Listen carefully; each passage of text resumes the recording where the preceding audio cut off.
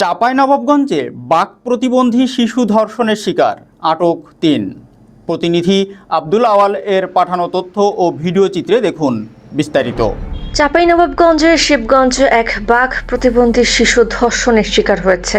বৃহস্পতিবার এশার নামাজের পর শিবগঞ্জ উপজেলার শাহবাজপুর ইউনিয়নের কাঘমারি গ্রামের মনিরুল ইসলামের বাক প্রতিবন্ধী শিশু কন্যা ধর্ষণের শিকার হয় বাক প্রতিবন্ধী শিশুটি।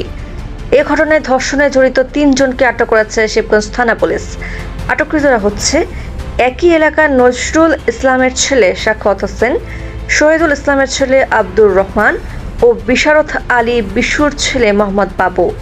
স্থানীয়রা জানান, বৃহস্পতিবার এশার নামাজ ও তারাবির নামাজ পড়ে বাড়ি আসতে দেরি দেখে শিশুটির মা গ্রামের প্রায় বাড়িতে খোঁজ করলেও তাকে না পেয়ে পাশের আম বাগানে খোঁজার জন্য লোক পাঠালে শিশুটি সহ ধর্ষকদের দেখতে পান।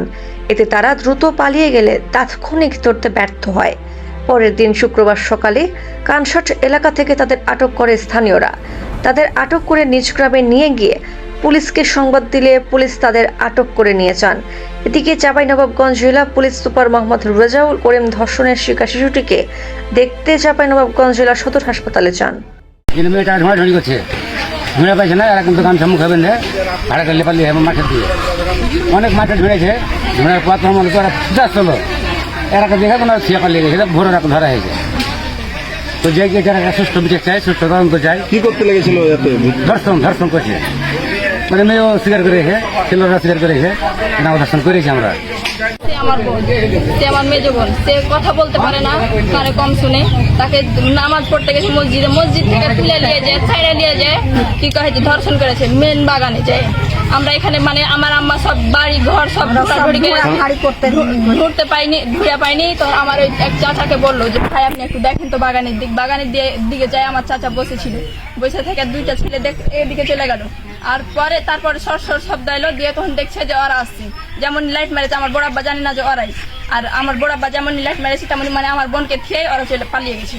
তখন আমার বোন কাঁদতে চলে এসেছে, তখন আমার বোনকে বাড়ি নিয়ে আসছে। ধরলো ফজরের মানে ভোর রাতের ভাত খাওয়ার পরে 2জন পালিয়ে গেছিল, কানসার থেকে ধরে নিল 2জন, মানে ছোট 2জনকে।